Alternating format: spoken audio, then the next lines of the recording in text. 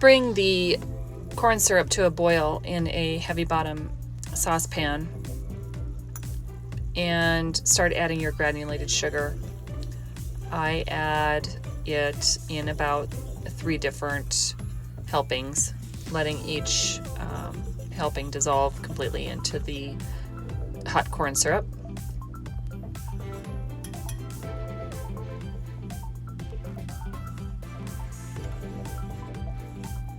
After you get all of the sugar in there and incorporated, place the top on the pot for 2 to 3 minutes to bring that syrup up to a nice boil and to help generate a little bit of condensation around the sides of the bowl, and that helps prevent the crystallization of that sugar.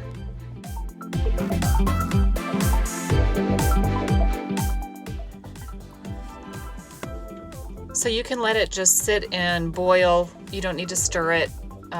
Just keep an eye on it. It gets hot really fast.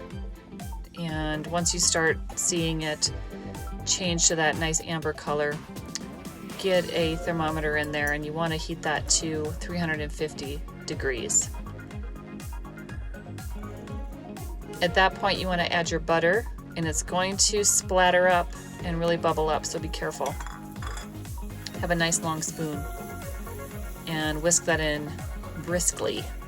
And then you'll want to add 200 grams of your warm cream. So have that cream divided out into a 200 gram measure and a 60 gram measure.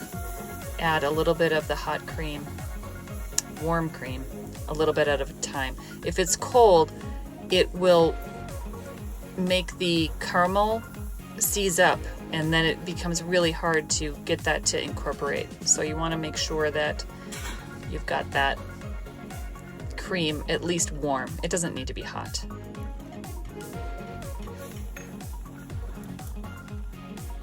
I also take it off the heat. I don't have the heat on during this step. But then once I get that cream incorporated, I turn the heat back on and start to boil that again. You want to bring that up to 240 degrees.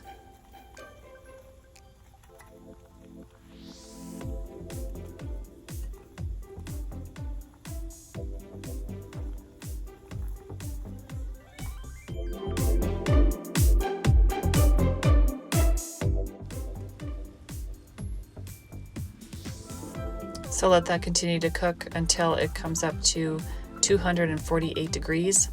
That is considered soft ball. Then just turn off your heat and add the remaining 60 grams of the warm cream. Again, be careful, this will splatter up a bit. And there you have it. And that is your caramel jam. Let that cool in the pot before you pour it into a glass container.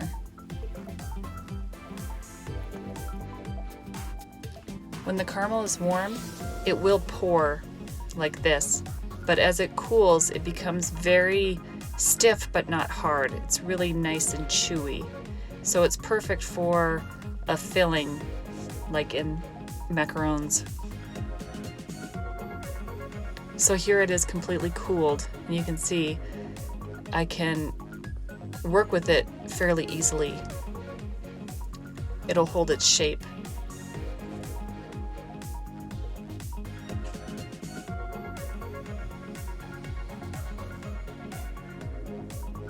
When I put it into macarons, I place it into a piping bag while it's still warm and pipe it into the center of the macaroons.